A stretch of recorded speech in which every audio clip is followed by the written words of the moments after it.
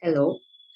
So I teach a subject which is considered dry and unrelatable by many, which is math. So here I have three strategies with which uh, I try to make math a little more interesting in my classrooms. So here goes. So the first one is puzzles. Of course, obviously, who does not love a puzzle? So puzzles are a great way of engaging students. So what I do is incorporate questions in the form of puzzles. For example, so I created something called the LG maze, which is the LCM GCF maze. So this was a puzzle created basically for the purpose of revising the concept of LCM and GCF with my students. So rather than just posing questions and say find the LCM of find the GCF of certain things, I put it this way. So I created this puzzle using our simple, humble PowerPoint. Uh, so just X and shapes put in together help me, give rise to the puzzle. So you start off like with every other maze, only the right question, the right answer will lead you to the correct path. So you have TCF of 15, 40. So the greatest common factor of 15 and 40 is going to be 5.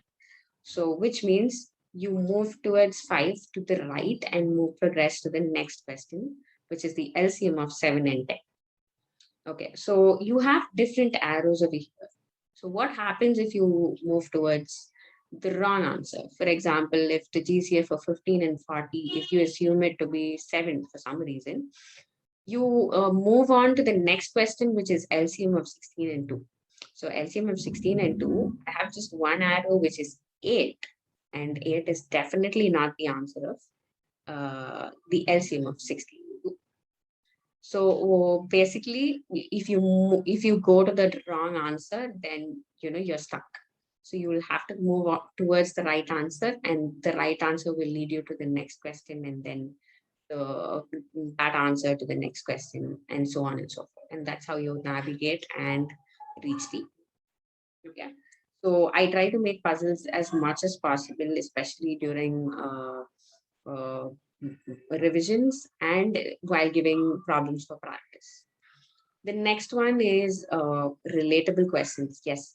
So instead of just giving questions, is find the X of this, solution of this, I think it's more important to make it relatable to students because they actually connect to it. For example, so I have two concepts which I revise over here, which is operations with large numbers and rounding off numbers to the nearest tens, hundreds and thousands. So rather than just posing a question straight away, I give them a fact. So I have give fact about three states and how big they are, the largest and the smallest state, and where Tamil Nadu ranks. So what I do is using that information, I've given them questions. So that is actually, it makes them think, it gets them to know some fact about our country and also makes them interested in the problem. Another one would involve finding the unit conversion, right? So how do we convert units from kilograms to grams, liters to ml? So these are everyday products that we either buy from shops or order online.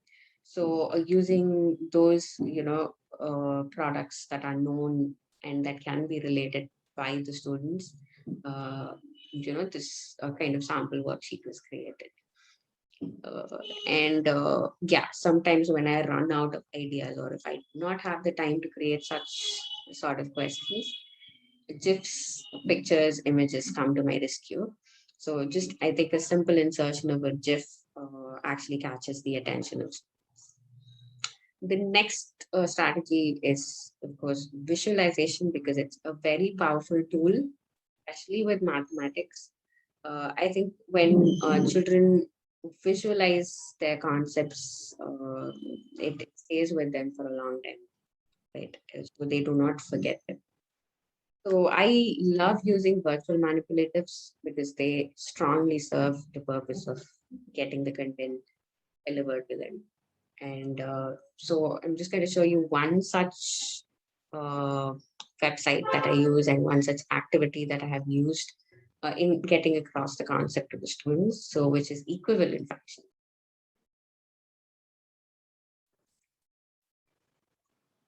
The first circle is got two parts. It's divided into two parts, and I need to color one half of it. So if I colored one half of it, there we have it. Moving on to the next circle. Now we have the circle of the same size as the previous one, but this time it is divided into four parts. So how do I color half of four parts? So it's going to be two, right? So if I color one part, it's really not going to become one half of the circle. So to color one half of the circle, I actually color two parts. So what am I doing? So I have colored two out of four parts, where two out of four or two by four is actually equivalent to one half, right? So the child is able to look at both the fractions, both the circles, and understand the fact that 2 by 4 is actually equivalent to 1 by 2. Okay, so moving on to the next one, again, this is split into 8 portions, 8 parts. So half of 8 is going to be 4. So if I need to color one half of the circle, then I need to color 4 parts, right? And so on. So the next one has 1, 2, 3, 4, 5, 6, 7, 8.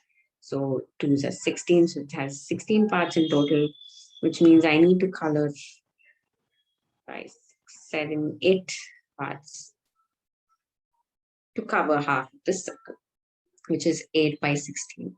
So 8 by 16, 2 by 4, 1 by 2, 4 by 8. They are all equivalent fractions. So the child is able to see very clearly that these fractions are equivalent.